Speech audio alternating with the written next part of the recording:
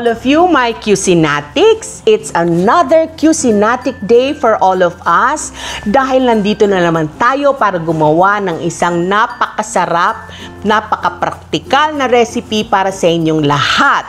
Marami na akong nakuhang mga requests para gumawa ng ganito.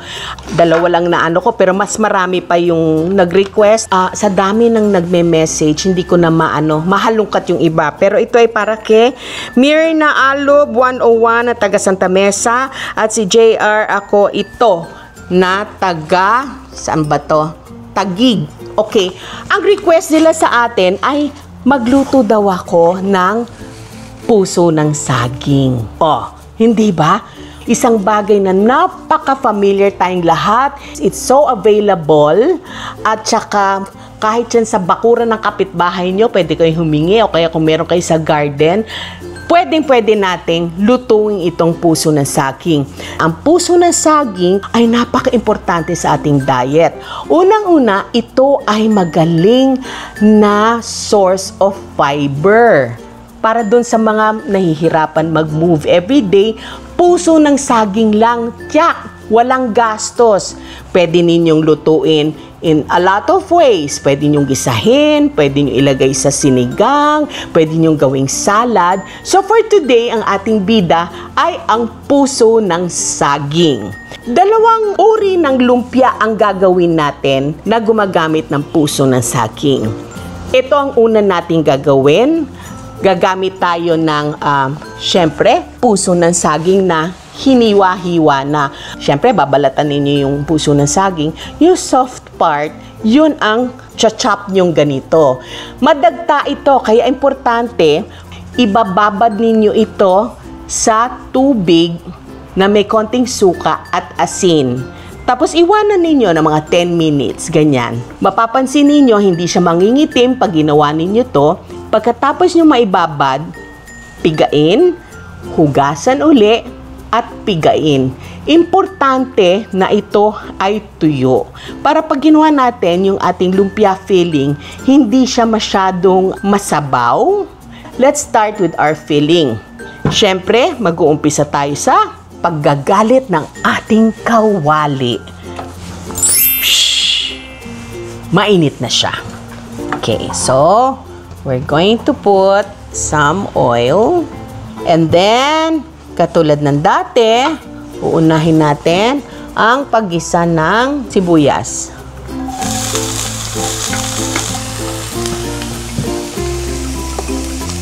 At lalagyan natin siya ng baboy. Importante na maluto natin ng maigi ang ating baboy. Para hindi dumikit sa pan, lagyan natin ng konting water. Lalagay natin ngayon yung ating bawang. Hinuli ko yung bawang kasi madali siyang masunog.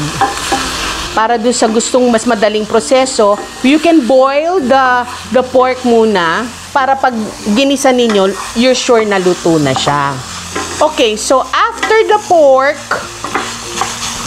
maglalagay tayo ng konting hipon. 3 hipon lang ang linagay dito dahil saksakan ng mahalang hipon. Minmince ko lang. Pag ganito, you can add more oil.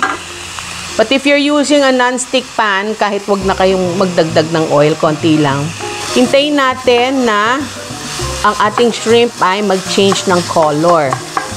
Maglalagay tayo ng pampalasa, which is, of course, salt.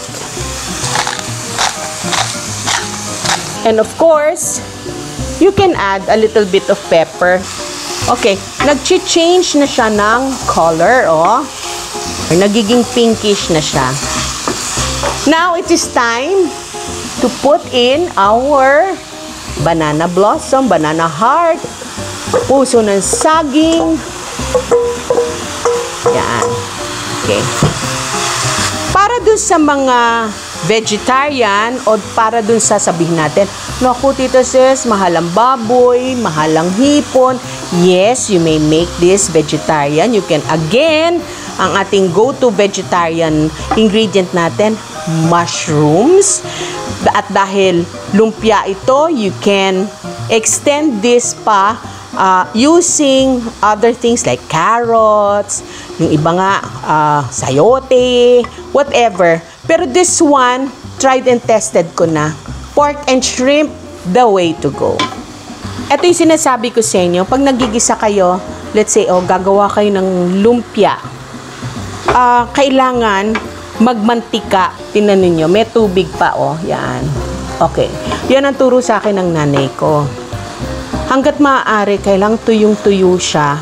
Kasi, yan ang pag-uumpisahan, yung madaling mapanis. Kasi gustong-gusto ng mold ang moisture. Kaya pag gumagawa siya ng lumpia, talagang matyaga niya, talagang pinatutuyo. Okay, so now we're going to season this. I-lower flame lang natin. Syempre, just plain salt. Tapos, sugar. Para ipupush natin yung pagka-saging ng saging. Pepper, kung pepper, para ibigay todo na to. Now, for those na gusto pa ng medyo i-push pa, we can add a little seasoning. Para may umami tayo. That's enough. Ayan, medyo natuyo na siya, See? Okay. Actually, kung ayaw niya ng salt, pwedeng oyster sauce. Bonggang-bongga na rin yan. Pero for now, I think I want to use just plain salt para umangat yung tamis ng saging. Okay na yung filling natin, pero medyo ipupush ko pa ng kaunti.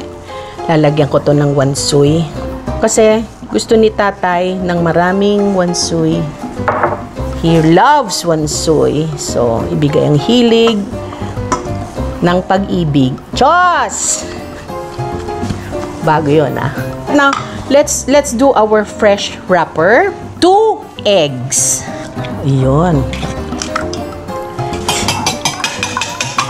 Okay, so may bubbles na siya. I think that's fine. And then, uunahin natin itong water. 3/4 water. 3/4 kasi dalawa yung itlog. So, ginawa kong 3/4 na water. Tapos, lalagyan natin ng 1/4 na flour. Okay. Sige, para isabay na natin, 1/4 cornstarch. 1/4 cup. Natapos na natin, ang ating paghahalo. Ngayon, just to be sure na walang lumps, dahil minanwal lang natin ito sa fork, sasalain natin para maging napakaganda ng ating wrapper. Okay, so ngayon, we are ready to make our wrapper. Okay? Important na i-grease natin yung ating pan. Mas masaya kung non-stick pan ang gamitin natin para hindi siya dumikit. So, try natin.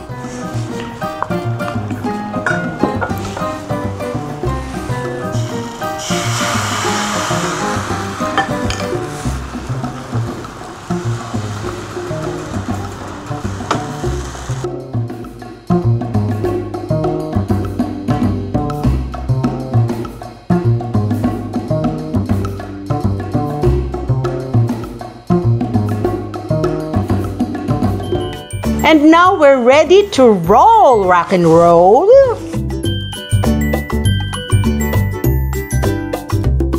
Ito yung turo ng nanay ko.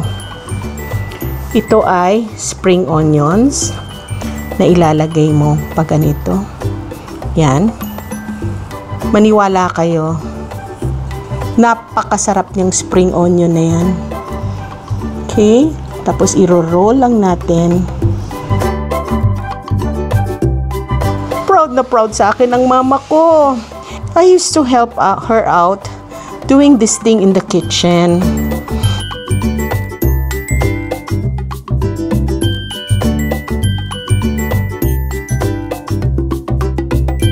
And now, for our sauce. Okay? Simple lang. Ihalo natin lahat ng ingredients muna sa isang bowl. Huwag muna natin siyang painitin. Otherwise, magka-clump-clump siya. 1 cup siguro ng water. Ako, tinitemper ko yung sugar kasi diabetic kami ni tatay. So, pag sinabing 2 tablespoons, ginagawa ko lang yan ng 1. And next, we're going to have a little bit of oyster sauce. Mga siguro 1 tablespoon. Ngayon, yung salt element, tsaka nating i-adjust mamaya. So, ilalagay natin ito. Pakukuluan lang natin ito. Okay. Pag kumulo na siya, lalagyan natin ng ating slurry para lumapot. Ayan. Medyo kumukulo siya. Naglagay ako ng maraming bawang kasi yan ang gusto ng aking asawa. Pero, for those of you who are not comfortable with too much bawang, pwede ninyong ilagay ito separately. Yan. Ang bango ng bawang. Pagkatapos, lalagay na natin yung ating slurry. Slurry is just cornstarch na pinatunaw sa konting tubig. Tapos, yan ang magpapalapot sa ating sauce. Okay? So, iintayin natin itong lumapot and then we're done. Bilis, oh. And now, we are ready to pour our sauce.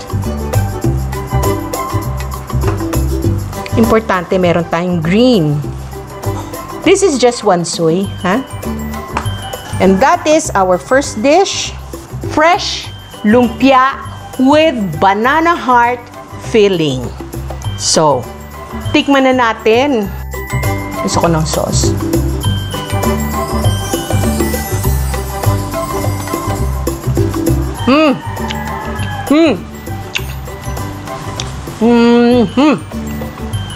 Nako, talagang kilig for my pag-ibig ito. At ngayon, gagawin na natin yung ating fried lumpia using our filling. Okay? The usual, kung gumagawa kayo ng lumpia Shanghai, it's the same principle.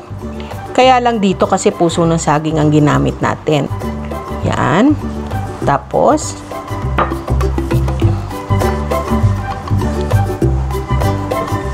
ang gamit ko dito, cornstarch para doon sa ating paste. Yan. Okay. Yan. So, we have our mini lumpia.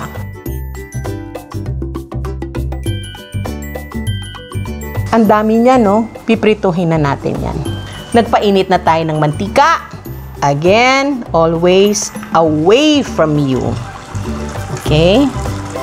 Ito, konting ano lang to kasi yung ating banana blossom naluto na. Pati yung ating pork and shrimp. So, ito parang halos yung wrapper na lang ang pinalulutong natin. Ayan, oh. Mabilis lang to eh. Parang ang hinahabol lang natin dito yung crunchy-crunchy. Pagka ganun, balik ta remote, hanguin, yun na yun. Yan. Kasi luto na, kaya masaya, di ba? Dahil maikli lang ang pagpiprito, yung ating oil ay halos bago pa din. So, you can reuse the oil. So, walang tapon, walang magsasabing, ang mahal naman yan, ang mantika, ang mahal. Oh.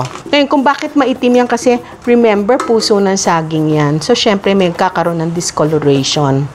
Antayin lang natin siya na lumamig and then plating na tayo. Okay?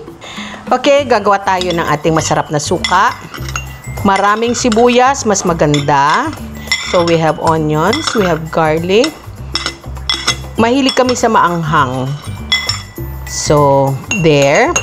And then, sugar to counteract the suka. Yan, okay? And then, of course, ang favorite suka ng asawa ko, this is cocoa vinegar, gawa sa coconut. So, buong-buo ang lasa nito. Tapos, maglalagay tayo ng konting salt. Actually, pwedeng patis, kaya lang parang mas madaling timplahin yung salt than patis. Maalat kasi masyado. Siyempre, konting wansoy. Kayo nang bahala magdesisyon kung gaano kaasim, gaano katamis, gaano kaalat. Let us go and plate. Okay? Remember, this is puso ng saging. Siyempre, nagkakaroon ng discoloration yan. Pero, pag tinikman nito, napakasarap talaga. Yung ating whatever. Oh, siyempre, hindi natin itatapon ito. Sayang. Berde-berde. Oh, yung sobra, ilagay pa natin din. Walang tapon, ha? Walang tapon. And there it is. Our dish. Our fried lumpia with banana blossom. Now, tikman natin, ha?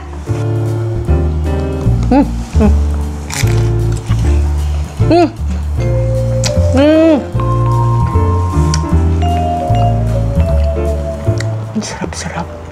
Eksakto ito sa ice cold beer, ice cold soft drinks, ice cold water. Masarap sa kanin. Napakasarap. Puso ng saging. Lovely. And for another recipe, para sa ating puso ng saging, gagawa tayo ng salad. Dahil ang nanay ko ay Ilongga, ito ay recipe ng mga Ilonggo, gawa sa puso ng saging. Napakasimple lang. Siyempre, ang bida pa rin natin ay ang ating puso ng saging. Hinugasan, binabad sa suka at asin, pinigaan, at of course, ito ay luto na, pinakuluan at piniga uli. Kasi para hindi magtubig ang ating salad. So, ito siya. Ito medyo i-assemble lang natin ito, no? Meron tayong kamatis, sibuyas, bawang, at syempre luya. Ang luya talaga, maganda tong pampabuhay ng ating mga taste buds. Gata, coconut. Itong coconut na to, dahil sinasabi ko, pag nagluluto ako ng gata, madalas naglalagay ako ng suka, acid, para iwas sa panis. Konti lang. Yan. Tapos, lalagyan natin syempre ito ng asin. Yung iba, patis nilalagay, pero ako asin. Lalagyan natin ng konting sugar. Ilalagay natin to sa ating salad.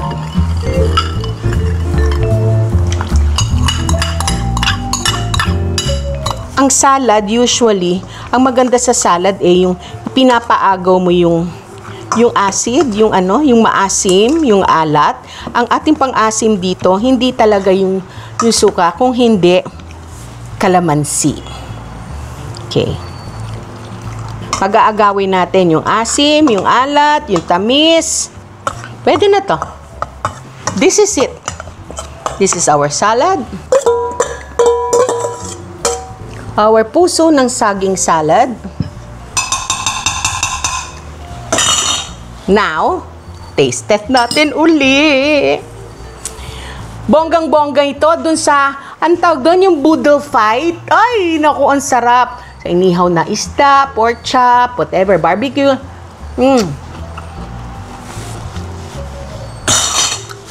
Another recipe from your Tita Ses. At natapos na naman ng isang araw natin dito sa Kusina, kung saan nagluto tayo ng mga parang Ilonggo dishes.